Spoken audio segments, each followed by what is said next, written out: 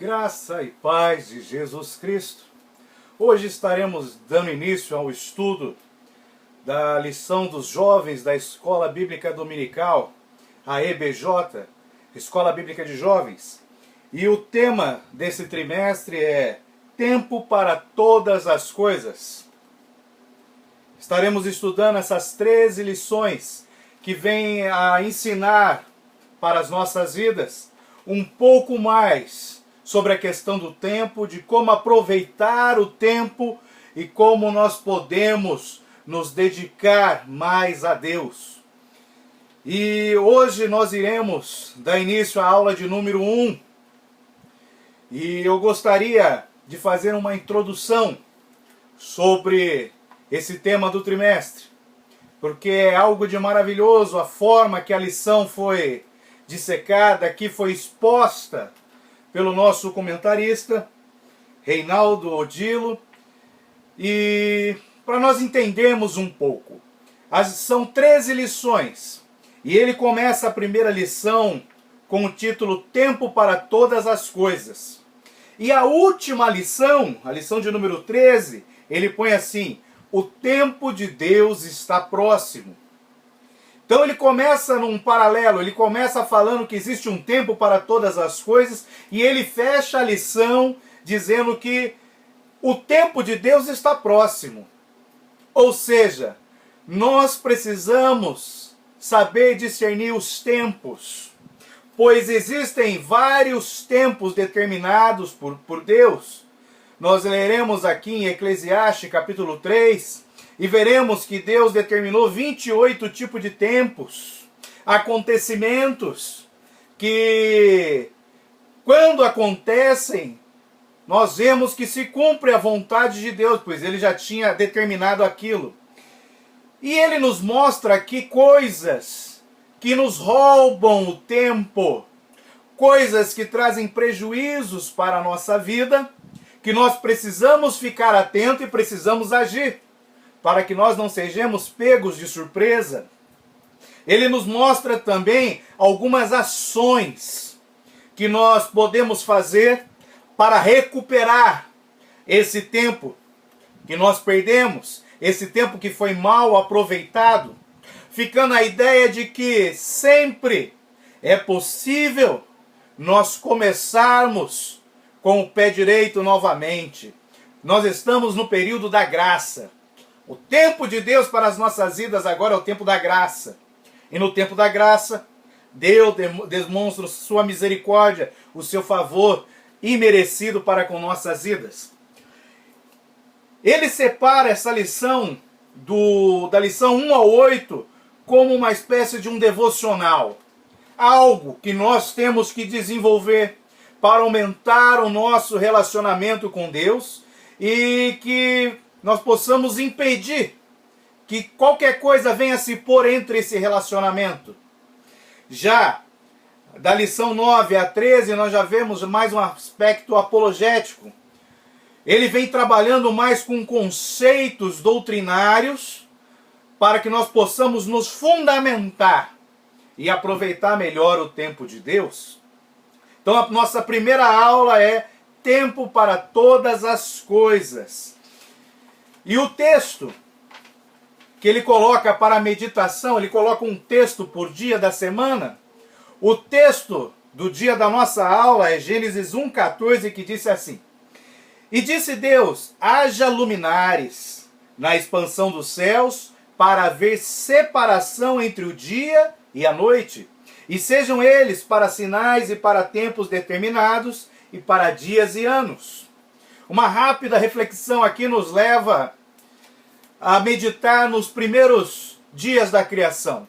Quando Deus começa a sua criação ali, Deus criou os céus e a terra, Ele disse haja luz e houve luz, fez separação entre luz e trevas, chamou as trevas de noite e a luz de dia, e foi tarde e manhã do primeiro dia, e assim sucessivamente, os demais dias.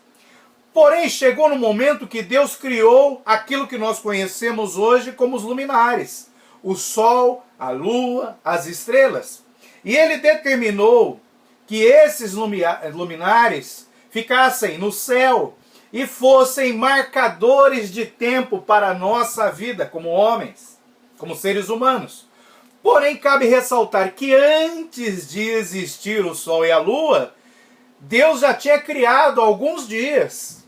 Alguns dias ali da criação já tinham ocorrido. Aí eu te pergunto, no primeiro dia onde não havia nem Sol, nem Lua, nem estrelas, não havia os marcadores de tempo que nós conhecemos hoje? Então como que se contava o tempo naquela época?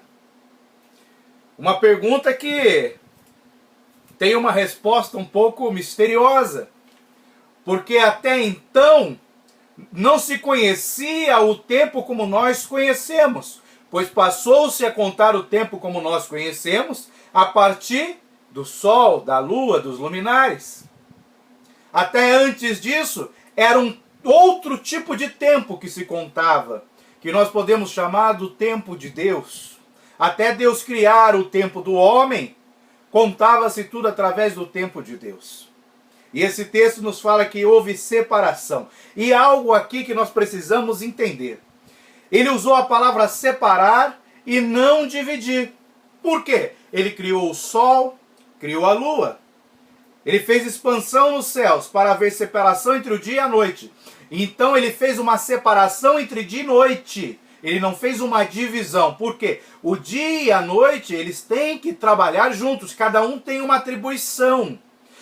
Quando eles exercem a sua atribuição, o papel para o qual eles foram feitos, eles estão desempenhando o propósito de Deus. Deus fez uma separação para se contar o tempo, como nós conhecemos. Porém, Deus não fez divisão. O nosso Deus não é um Deus de divisão.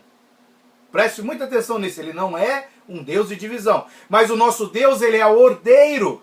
E ele separa as coisas para ter melhor controle e para que tudo ocorra da forma que ele estabeleceu.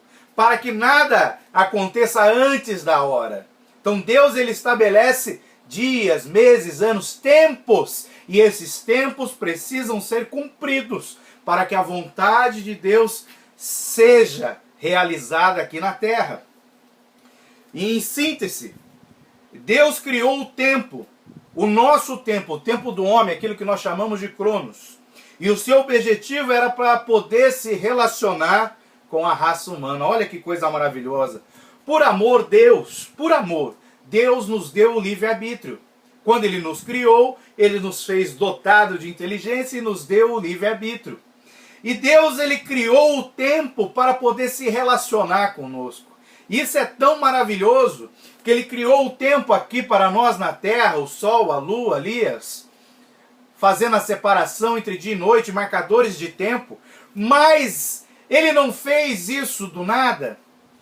Deus é tão maravilhoso na sua criação que ele usa aspectos da sua morada para refletir aqui na nossa. Exemplo, quando ele mostra para Moisés o modelo do tabernáculo, quando Moisés sobe ao monte e tem ali a revelação maravilhosa do tabernáculo, depois disso Deus repete mais de 50 vezes para Moisés: fazei tudo conforme o modelo que lhe foi mostrado no monte. Ou seja, Moisés estava fazendo de acordo com o modelo. E depois o escritor aos Hebreus nos ensina que as coisas antigas, passadas, eram sombras das coisas futuras. Então tudo era um modelo de algo que viria ainda a se concretizar. E quando Deus faz a demarcação do tempo para nós como homens, ele demarca ali um período chamado de meses. E o nosso ano é composto de 12 meses. Depois, lá no finalzinho da Bíblia, no livro de Apocalipse, nós vemos que lá na eternidade, no lugar onde está Deus, no lugar onde se conta o tempo de Deus, ele botou um marcador. Quando ele diz lá que a árvore da vida dá o seu fruto de mês em mês, ele tem um elemento lá na eternidade que marca o nosso tempo aqui da terra. Então lá da eternidade, se Deus olhar para a árvore da vida, ele sabe em qual mês que nós estamos. Olha que coisa maravilhosa, você já parou para refletir nisso? Outra coisa, o trono de Deus, em volta do trono de Deus há 24 anciãos, e a Bíblia nos fala que de hora em hora, cada um daqueles anciãos vão lá e depositam a oração dos santos no altar de incenso, se prostam diante do Senhor, ou seja, de hora em hora, um dos 24 anciãos vai lá e apresenta as nossas orações. Então Deus também tem a nossa noção de hora ali ao seu redor, na atividade ali dos 24 anciãos. Olha que coisa maravilhosa. Então Deus tem a noção de mês na árvore da vida e tem a nossa noção de horas, 24 horas, no trabalho, na adoração dos 24 anciãos. Então eu te pergunto, os meses, as horas, esse período que nós conhecemos, que é determinado pelo movimento da Terra girando ao redor de si, ou da Terra fazendo movimento ao redor do Sol, isso teve um modelo, teve uma origem, que foi determinada lá na eternidade por Deus. Isso é tão maravilhoso que nós veremos aqui, nessa introdução, os tempos que Deus determinou para que a sua vontade se cumprisse, e algo que nós vamos ficar maravilhados, porque ele nos mostra que existem formas de nós contarmos o tempo. Isso é lindo. E o que eu gostaria de frisar aqui é algo maravilhoso que diz assim: cada minuto da nossa vida é um presente que Deus nos deu. Por quê? O tempo não é nosso. Nós cometemos um grave erro de dizer que o que nós temos de mais valioso na nossa vida é o tempo. Ou que eu não tenho tempo para isso, não tenho tempo para aquilo. Mas a palavra de Deus nos ensina que todas as coisas são de Deus. O tempo pertence a Deus. Tanto o nosso tempo do homem, como o próprio tempo de Deus. Tudo pertence a Ele. Então o tempo não é propriedade nossa. O tempo é de Deus. E cada minuto de vida que nós temos é um presente que Deus nos dá. E o interessante que Ele nos dá isso, Ele nos dá e nos torna mordomos. O que é um mordomo? É aquele que cuida dos bens do seu Senhor. E nós vemos que Jesus Cristo nos mostra em algumas parábolas que o Senhor veio e entregou alguns talentos para os seus mordomos, para os seus servos. E qual era o papel desses servos? Era de multiplicar aquilo que o seu Senhor lhe tinha confiado. Então, se o tempo não é nosso, o tempo é de Deus. E Deus nos entrega o tempo como uma dádiva, como um dom, como um talento. Qual é o nosso papel? O nosso papel é de multiplicar esse tempo, otimizar esse tempo, usar ele da melhor forma, para que o nome de Deus seja glorificado. Para que o nosso louvor, a nossa adoração, a nossa glorificação se multiplique diante do trono de Deus. Então, nós somos mordomos em relação ao tempo. Que isso fique bem claro para nós. E outro detalhe é que Deus irá pedir contas. Deus, se você ler Eclesiastes 3, versículo 15, você vai ver que Deus pedirá conta do nosso tempo entre aspas, do tempo que Ele confiou a nós e que nós temos que dedicar a Ele e multiplicar aquilo que Ele nos deu. Então Deus irá pedir conta disso para as nossas vidas. E nós temos que estar preparados. E Jesus nos mostra na parábola quem é o servo fiel e quem é o servo infiel. Aqueles que multiplicam são considerados servos fiéis e são recompensados. Mas aqueles que não multiplicam, aqueles que enterram, que escondem, que gastam mal aquilo que o Senhor lhe confiou, esses terão um juízo terrível. Então o tempo não é meu. Primeira coisa, o tempo não é meu. O tempo é de Deus. Todas as coisas são de Deus. E Deus me concede o tempo para que eu possa usar ele da melhor forma na presença de Deus para fazer a vontade de Deus. E eu gostaria agora de falar um pouquinho sobre a origem do tempo e dos tempos. Nós conhecemos o tempo, aquele que nós marcamos no relógio, aquele que nós contamos as horas do dia, os dias, meses, semanas, anos, e assim sucessivamente. E isso em grego é chamado de cronos, da onde surgiu a palavra cronômetro, calendário, as derivações, cronologia, porque é uma forma de se contar, uma forma humana de se contar. Mas existe também o tipo de tempo chamado kairos ou kairos, que é aquele que é o tempo de Deus. Então o cronos, ele é um tempo que é contado numa linha de tempo horizontal. Mas o kairos de Deus não é um tempo oportuno. Não se conta da forma que nós contamos. Ele é um tempo oportuno, ou seja, as coisas acontecem no tempo de Deus, no momento de Deus. E o interessante é que nós conseguimos ver a vontade soberana de Deus se realizando quando o tempo kairos se cruza com o tempo cronos. E eu fiz aqui uma linha de tempo, só para ficar mais fácil didaticamente. Eu vou ler para vocês as divisões, talvez no vídeo esteja um pouco pequeno, só para nós entendermos. Então aqui eu começo a contar na linha do tempo. Primeiro tracinho, aonde começa, eu vou botar aqui Gênesis 1. Ou seja, e no princípio criou Deus os céus e a terra.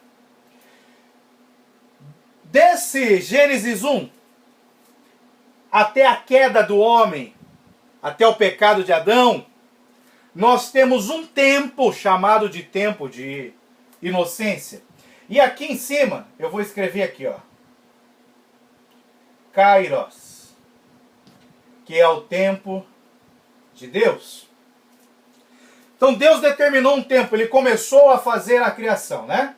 Então quando o Kairos se cruza aqui com o Cronos, que é essa linha preta horizontal, começa o princípio, dá-se o início, o princípio da criação. Criou Deus os céus e a terra. Quando o Kairos cruza aqui na linha do tempo, fecha-se um período chamado de período da inocência, que vai desde quando Deus criou o homem até a sua queda ali em Gênesis 3.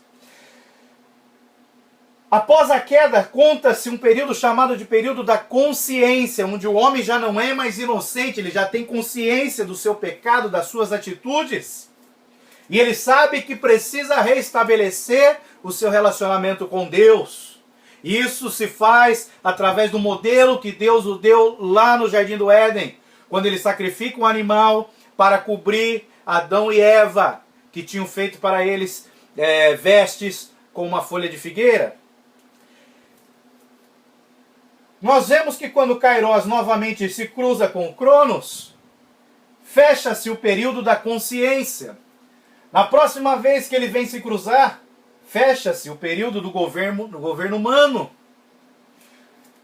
A próxima, começa-se o período da promessa dos patriarcas, e ele se encerra o período da promessa e dá início ao período da lei. E nós vemos aqui nitidamente quando o período da lei encerra-se. Olha que interessante, eu falei, quando o Kairos, o tempo de Deus, se cruza com o Cronos, que é o tempo do homem, a vontade soberana de Deus se estabelece sobre a terra. Porque é um período, aquilo que nós também chamamos de dispensações. As 7 dispensações, que é uma forma didática de nós entendermos a manifestação de Deus para com os homens. Isso se dá em 7 períodos, que foram assim divididos didaticamente para facilitar o nosso entendimento. Então nós temos o período da inocência, da consciência, do governo humano, da promessa e da lei. Aí, quando que acaba a lei? Quando a lei acabar, quer dizer que o Kairos vai se encontrar com o Cronos e a vontade soberana de Deus vai prevalecer nas nossas vidas. E o apóstolo Paulo nos ensina que o fim da lei, o fim desse período, dessa dispensação da lei, o fim da lei é Cristo. Por isso que eu coloquei uma cruz. Então aqui, o Kairos se cruza com o Crono, estabelecendo o fim da lei. Quando o Filho de Deus se encarnou e veio à terra. Então o fim da lei é Cristo. Ou seja, encerra-se mais uma dispensação e nós vemos literalmente o tempo de Deus, que é o Kairos, cruzando-se com o Cronos. E olha que interessante, lá em Isaías 9, o profeta nos ensina que o nome que Jesus Cristo, Filho de Deus, teria quando ele viesse aqui à Terra seria maravilhoso, conselheiro, Deus forte, Pai da eternidade e príncipe da paz. Opa! Pai da eternidade. Se ele é o Pai e a eternidade é um filho, quer dizer que a eternidade saiu dele e tem características dele. Então eu não posso nem chegar a dizer que Deus é eterno, porque a eternidade saiu dele. Deus está além, o entendimento de Deus está muito além daquilo que é eterno, porque a eternidade saiu de Deus. Ele é o Pai da eternidade. Então, literalmente, eu reforço e fundamento que quando o Kairos de Deus se cruza com o Cronos do homem, cumpre-se a vontade de Deus na terra, dando início e fechando períodos chamados dispensacionais.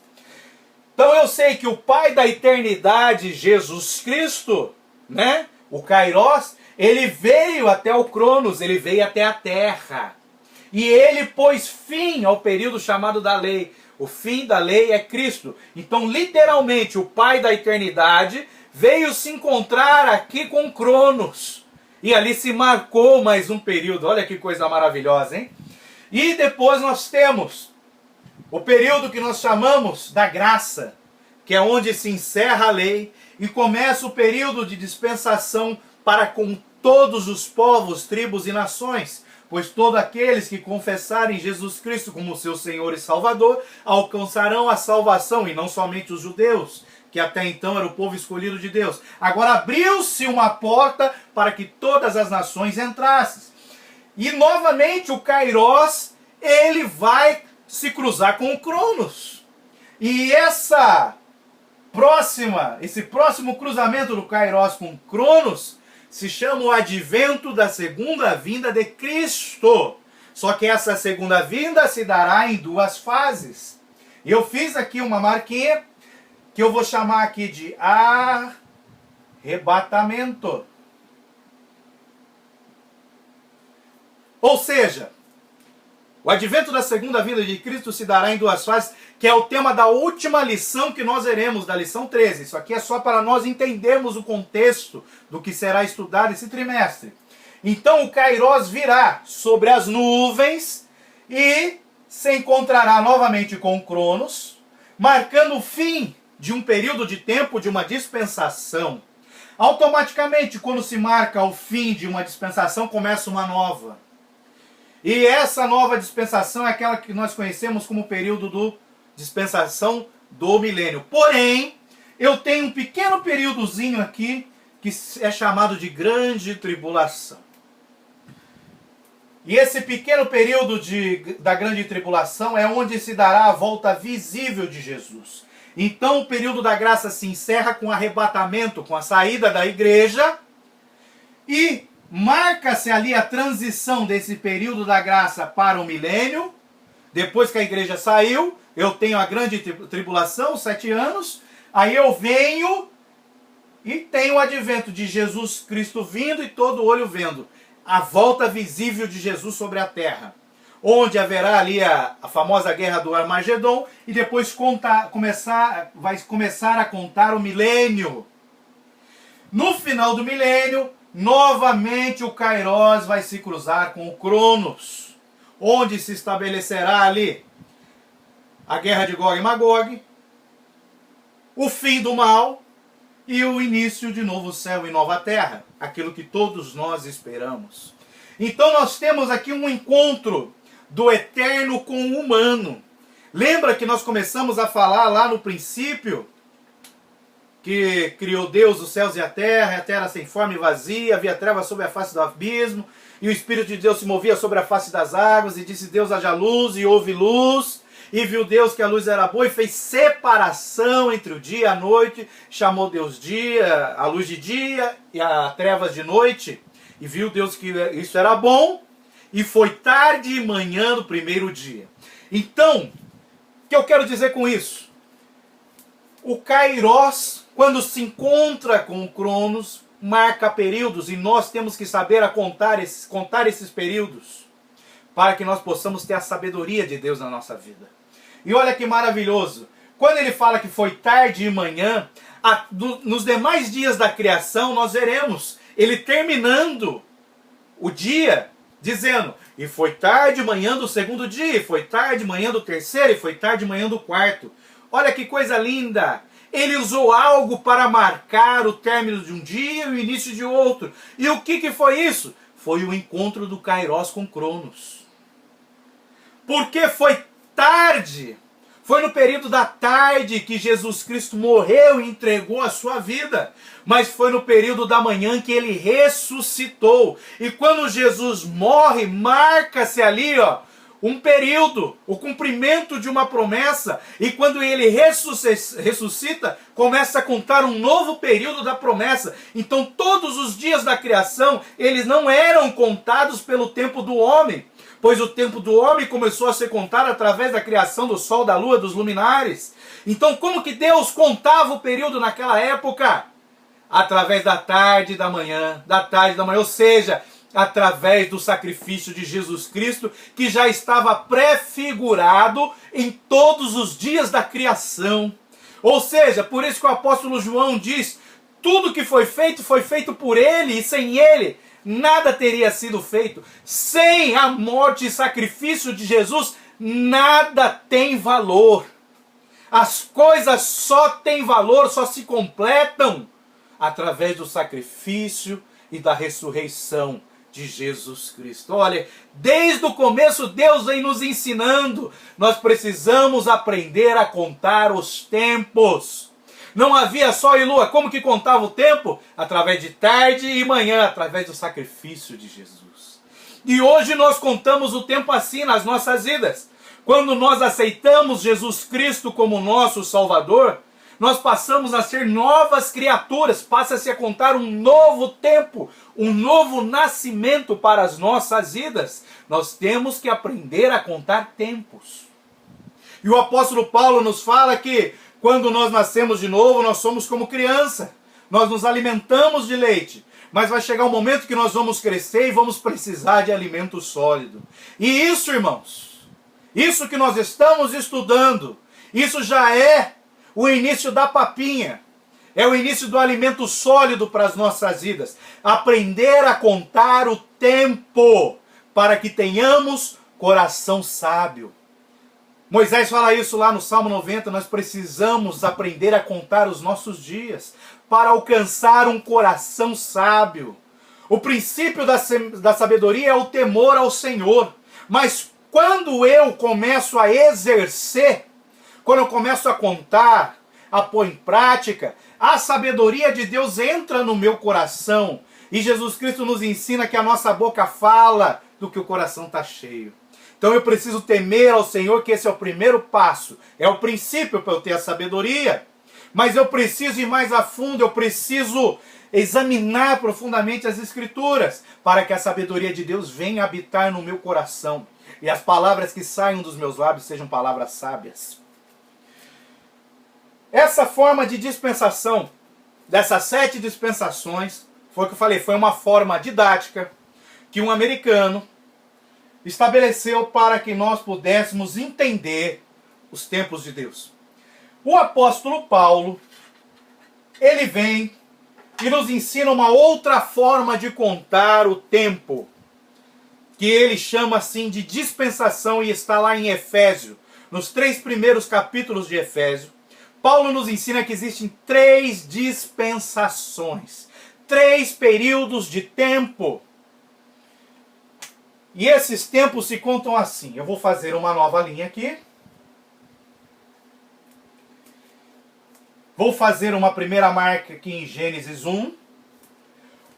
Uma segunda marca aqui em Jesus Cristo, na época de Jesus.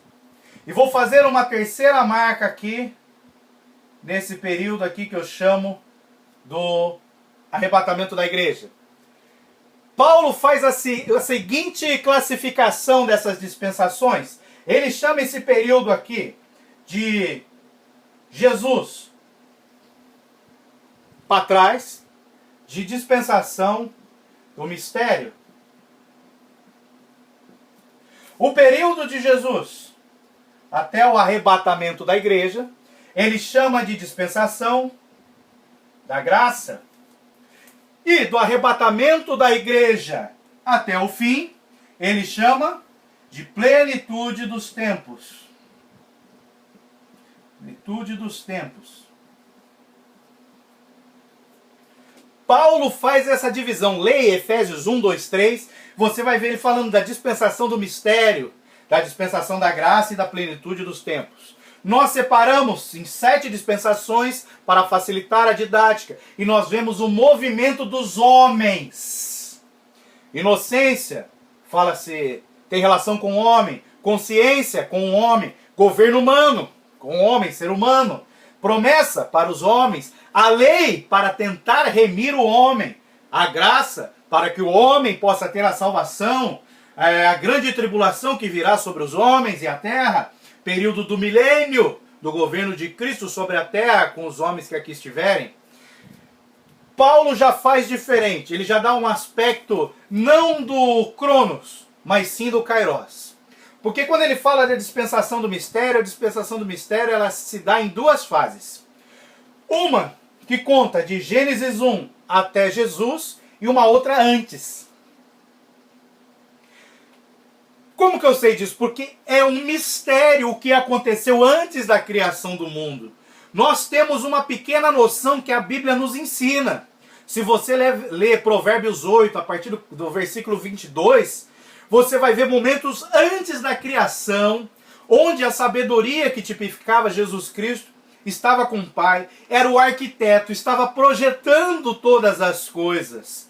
E ele se alegrava ali em fazer aquilo com o Pai. Ou seja, o projeto arquitetônico da criação ele foi todo planejado. Não foi simplesmente sendo criado à toa, não. Teve todo um planejamento. Teve toda uma preparação. E Provérbios 8 nos dá essa noção. Então, esse período aqui de Gênesis 1 para trás, na linha do tempo, chama-se de dispensação do mistério. Coisa que nós só saberemos quando chegarmos na eternidade. Quer ver uma outra coisa que a Bíblia nos fala que aconteceu nesse período de Gênesis 1 para trás? Ele diz que o cordeiro foi imolado antes da fundação do mundo. Ou seja, o projeto de salvação para o homem, ele foi elaborado antes da fundação do mundo. Deus planejou tudo. Ele não fez nada assim, vamos fazendo, não. Nosso Deus é um Deus ordeiro, é um Deus que planeja. Então tudo foi planejado. Como nós não temos mais fundamentos sobre isso, né? Fala-se também da rebelião de Satanás e assim por diante. Então Paulo chamou de dispensação do mistério.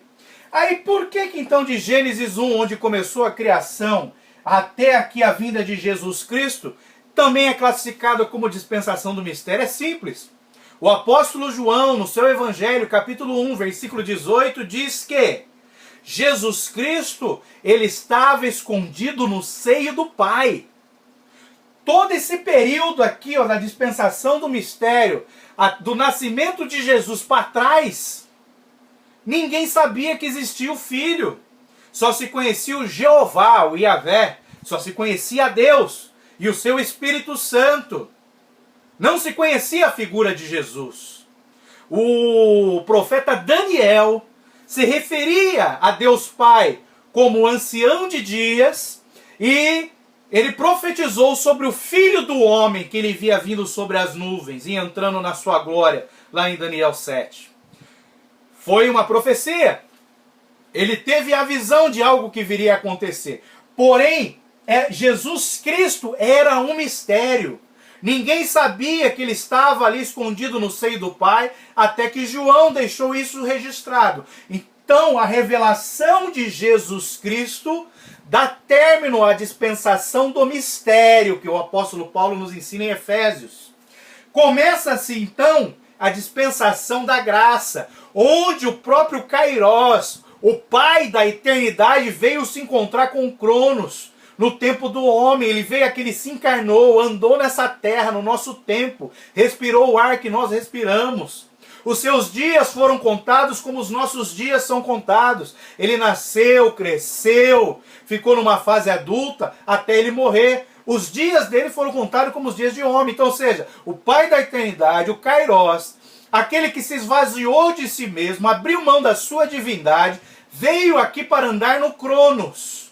E esse período é o período que nós chamamos de período da graça, que vem ali de Jesus Cristo até o arrebatamento da igreja. E Paulo nos ensina isso.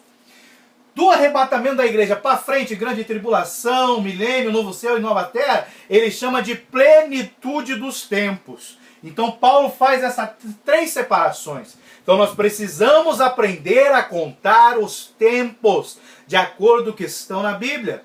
Nós já sabemos que hoje nós estamos aqui vivendo o período que se chama período da graça.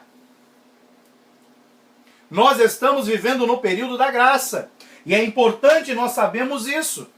Porque nós já vemos que o período da graça está se acabando, porque Jesus Cristo deixou vários sinais disso. E o próximo é arrebatamento da igreja, para nós entrarmos na plenitude dos tempos. Então nós temos que já estar preparado. É muito importante saber aonde eu estou nessa linha do tempo do Cronos. Porque a qualquer momento o Kairos vai vir se encontrar com Cronos. E novamente haverá um marco na história da humanidade. Que na próxima vez que o Kairos se encontrar com Cronos, a igreja será tirada, arrebatada dessa terra. E é essa noção de tempo que você tem que ter. E é isso que nós vamos aprender ao longo desse trimestre. Porque durante todas essas fases, esses 7 períodos, essas 7 dispensações didáticas, ou nessas dispensações que o apóstolo Paulo aqui nos ensina em Efésios, durante esses períodos acontecem algumas coisas. Por exemplo, Deus criou todas as coisas para o homem, para que o homem pudesse se relacionar com Deus. Então, toda a criação, todos esses períodos, tudo isso foi feito para o homem. Então nós precisamos saber o que nos faz nos relacionar mais com Deus e o que nos impede de estabelecer esse relacionamento. Porque nós temos que nos preparar para os momentos onde o Kairos vai se encontrar com o Cronos. Um exemplo, quando começa a fase aqui da consciência, a Bíblia nos ensina que o pecado cresceu tanto na terra que Deus já não queria mais contender com o homem e ele retirou o seu espírito da terra lá em Gênesis 6. Ele retirou porque ele não queria mais ficar contendendo, brigando com o homem, porque o pecado já tinha tomado conta de tudo. O que Deus faz? Manda o dilúvio, extermina a raça humana, com exceção de uma família, 8 pessoas. Noé, que cria uma arca, entra a sua família e alcança a salvação. Porém, neste período chamado de consciência, a palavra de Deus nos diz que Noé pregava para aquele povo, para que eles se arrependessem, falava que viria o dilúvio, que só iria ter salvação quem entrasse na arca. E eles não acreditaram, não deram crédito à pregação de Noé. Não viram que estava chegando muito próximo o tempo da destruição. Ou seja, que o Kairos novamente iria se encontrar com Cronos e um marco ia ser feito sobre a face da terra, que seria a destruição através das águas do dilúvio. Eles não creram. O que acontece com quem não crê? É condenado. Agora aqueles que creram foram salvos, entraram na arca e foram salvos.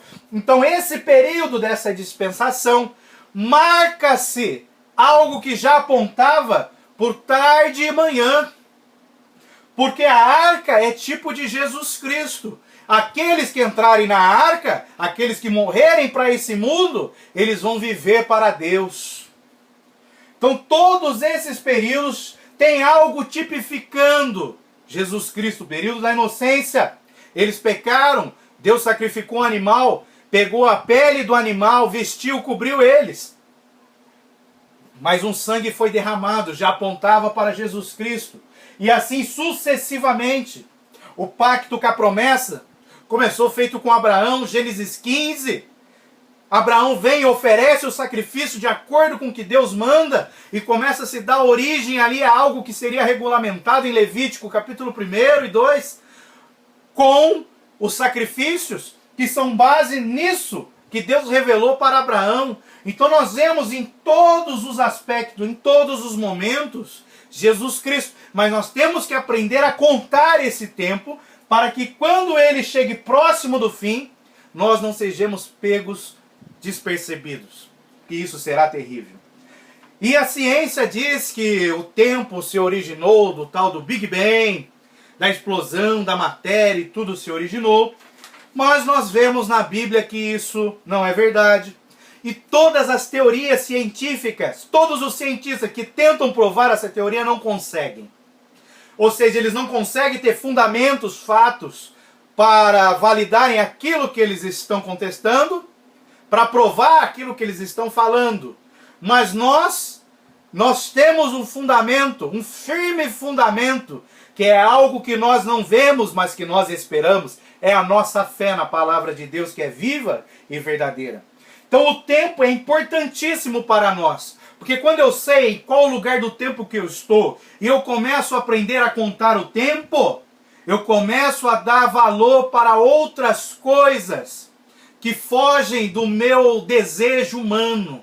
E passo a dar valor às coisas que importam para Deus. Porque eu já sei em que lugar eu estou na escala de tempo e quanto tempo falta para que a próxima dispensação, para que o próximo marco se dê. Então eu fico mais atento para isso. E o nosso Deus, foi como eu falei, ele é atemporal. A eternidade saiu dele, ele é o Pai da eternidade. Ele está além da eternidade. A eternidade, ele vem carregando um pedacinho genético de Deus. Assim como nós, quando nascemos, herdamos características genéticas de nossos pais, a eternidade, por ser filha de Deus, por ter nascido de Deus, ele é o Pai da eternidade, ela carrega características genéticas de Deus. Mas Deus está muito além da eternidade. E quando Deus cria essa linha de tempo, o Cronos, cria criação, estabelece marcos, tudo isso, novamente, é para que ele possa se relacionar com o homem. Deus criou tudo isso, essa dinâmica toda, para se relacionar com o homem. E o que nós precisamos é saber aonde estamos para podermos nos relacionar direito com Deus. Então Deus, que é atemporal, se relaciona conosco, que somos temporal. Outro fato interessante, que quando eu vejo o Kairos de Deus e o Cronos do homem, nós vemos tanto Moisés no Salmo 90, como Pedro na sua carta, escrevendo que um dia para Deus é como se fosse 1000 anos para o homem, ou vice-versa. Ali não se está fazendo uma estatística, não se está fazendo uma relação matemática. O que ele está estabelecendo é que existe proporções, grandezas diferentes quando se fala em tempo de Deus, eternidade, quando se fala no tempo do homem, o Cronos. Isso tem que ficar muito bem claro, porque muitos estão errando ao longo desses milhares de anos, tentando marcar a volta de Jesus Cristo, fazendo cálculos matemáticos, sendo que a palavra de Deus não é matemática. A palavra de Deus é espiritual e nós só discernimos no espírito, não é com a nossa razão. Temos que tomar muito cuidado com isso. Então, um dia para Deus é como 1000 anos para nós. Ele está falando de grandezas, de proporções diferentes. Ele não está fazendo cálculo matemático. O que ele quer dizer é que, quanto menor eu for um dia, mais a glória de Deus 1000 se manifesta na minha vida. Ou seja, quanto mais eu diminuir, mais ele vai crescer. Então a minha proporção de homem, Cronos, ser humano, é 1. A proporção de Deus é 1000. Então quanto mais você se humilhar, mais Deus vai se manifestar gloriosamente na sua vida. É isso que eles querem dizer, trazendo a revelação, a aplicação para as nossas vidas. E aqui ele faz uma pergunta. Como entender um Deus que não está sujeito a qualquer limitação ou fragilidade, mas que decide relacionar-se com sua criação corrompida pela queda? Como que eu vou entender isso? Que Deus vem e cria tudo isso, tempos, marca períodos, para se relacionar com nós pecadores, que temos uma natureza pecaminosa, já de nascimento, já somos gerados com ela, por causa do pecado de Adão e Eva, e muitos não entendem isso. Se você ler lá Gênesis 5, primeiro versículo começa a falar da genealogia de Adão, e fala que Deus gerou Adão, Adão foi gerado de Deus. Mas quando Adão já gera seu filho, o seu filho não é mais gerado à imagem de Deus, ele é gerado à imagem do próprio Adão. Adão, quando gera seu filho, já tinha caído, já tinha pecado. Então ele já não estava mais com aquela imagem da inocência deste período, da santidade de Deus em sua vida, porque o pecado havia corrompido. Tanto que Deus o expulsou ali do jardim. Quando o seu filho nasce, quando a sua geração passa a nascer, não é mais gerado à imagem e semelhança de Deus, mas é gerado à imagem e semelhança de Adão. Por isso que todos nós, seres humanos, quando nascemos, já carregamos conosco a imagem, a semelhança de Adão, a natureza pecaminosa. Então, é um pouquinho difícil para a razão humana entender isso.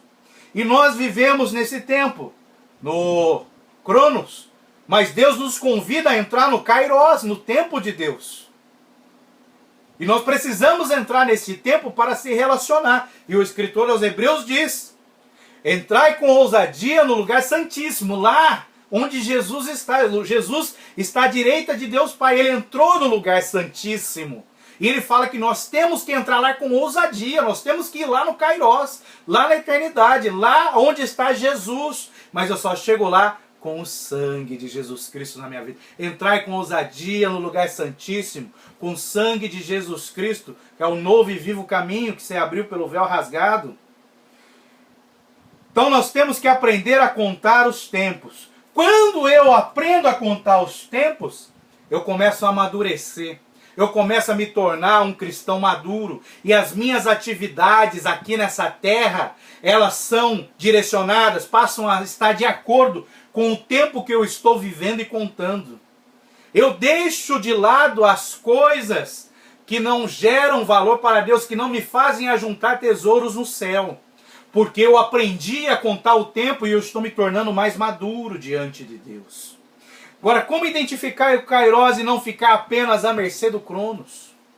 Como identificar o que é o tempo de Deus e não ficar preso só aqui no tempo do homem?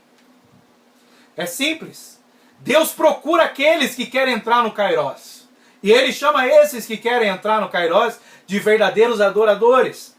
E a palavra nos ensina que Deus é Espírito. Lá em João 4, Deus é Espírito. Então eu não vou adorar Ele com o meu corpo, não vou adorar Ele com a minha emoção, como muitos fazem. Eu preciso adorar a Deus em Espírito. E quando eu adorar a Deus em Espírito, Ele vai se agradar de mim e eu vou entrar no Kairos. Não vou adorá-lo no corpo, nem com a emoção. Eu vou adorar a Deus em Espírito, porque Ele é Espírito, e procure aquele que o adore em Espírito e em verdade. Presta atenção nisso. A minha adoração tem que ser espiritual. Ela pode até ser externalizada pelo meu corpo e com minhas emoções. Só que primeiro ela tem que ter origem espiritual. Não é o contrário. Muitos começam a adorar a Deus. Dizem que estão adorando com o corpo. Depois começam a chorar, envolvem a emoção, gritam. Mas o espírito não está adorando. Porque Deus, ele se agrada do coração contrito, do espírito quebrantado. Deus está perto dessas pessoas. Mas quanto mais perto eu chego de Deus, mais eu me humilho, mais eu me quebranto. Por isso que quanto mais eu sou um, mais Ele é mil em mim. Quanto mais eu me rebaixo, mais a glória dele se manifesta. Enquanto eu não orar, jejuar e me humilhar diante de Deus, eu não vou conseguir entrar no Kairos e ser um verdadeiro adorador. Algo importante. Se o timing perfeito existe, ele consiste em acertar o nosso relógio Cronos com o relógio de Deus, o Kairos. Para tanto é necessário estar em comunhão com Ele. Se eu não estiver em comunhão com Deus, o meu relógio nunca vai bater com o de Deus. E eu nunca vou ter os meus olhos abertos para discernir o momento que eu estou vivendo. Preste atenção. E a palavra de Deus nos ensina assim. João, na sua carta, ele fala assim: como que eu posso ter comunhão com Deus se eu não tenho comunhão com o meu irmão, ao qual eu posso ver e tocar. Porque Deus é invisível.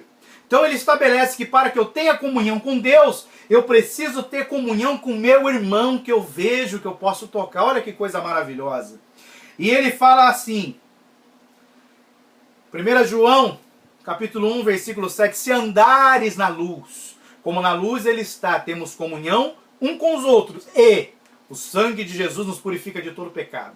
Ou seja, se eu andar na luz, ou seja, ter comunhão com Deus, com Kairos, a luz é o Kairos. Se eu andar no Kairos, se andarmos na luz como na luz ele está, no Kairos, temos comunhão um com os outros. Então, para que eu possa andar na luz, eu tenho que ter comunhão com meus irmãos. Então, primeiro eu tenho que estabelecer a comunhão aqui na terra para eu poder andar na luz. E eu só permaneço andando na luz se eu tiver a comunhão com os irmãos aqui na terra. E quando eu tenho a comunhão com os irmãos na terra, estou andando na luz, tenho comunhão com Deus, aí sim, o sangue de Jesus me purifica de todo pecado. Porque ele usa uma letrinha, um E, uma conjunção aditiva. E o sangue de Jesus o purifica de todos os pecados. Então só se houver comunhão entre os irmãos e comunhão com Deus, que eu consigo alcançar o benefício do sangue de Jesus na minha vida.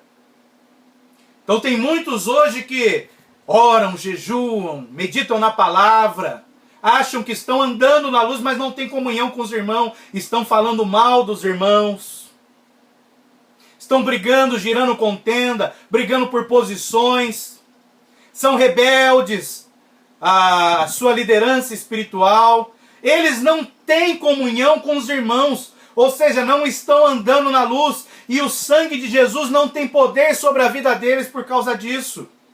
Porque para que o sangue de Jesus tenha poder para me purificar de meus pecados, eu preciso ter comunhão com meus irmãos e assim estarei andando na luz. Aí em João, 1 João 4,12, ele fala que para eu ter comunhão com Deus, que é invisível, que eu não vejo, eu tenho que ter comunhão com meus irmãos. Por isso que Jesus fala, um novo mandamento vos deixo, amai-vos uns aos outros como eu vos amei. Quando nós cumprimos esse mandamento, nós estamos tendo comunhão com os nossos irmãos e estamos então andando na luz, tendo comunhão com Deus. E desfrutamos do benefício do sangue de Jesus Cristo, do poder do sangue. E tipologicamente o sangue de Jesus Cristo é o Espírito Santo nas nossas vidas. Nós somos ali o templo de habitação, fazemos parte do corpo de Cristo, da igreja, somos membro do corpo e dentro do corpo de Cristo circula o seu sangue, que é o Espírito Santo. É Ele que nos dá vida. Sem o Espírito de Deus, nós não temos vida. Com o Espírito de Deus, nós temos a vida no corpo de Cristo, que é a igreja. E só o Espírito de Deus nos faz entender isso aqui que é espiritual, pois as coisas do Espírito só se discernem espiritualmente. E essa é a primeira aula, a introdução. A próxima lição nós falaremos sobre preguiça, desperdício de tempo. Ou seja, os ataques do diabo para fazer com que o nosso relógio não ande junto com o relógio de Deus. Que Deus nos abençoe em nome de Jesus Cristo.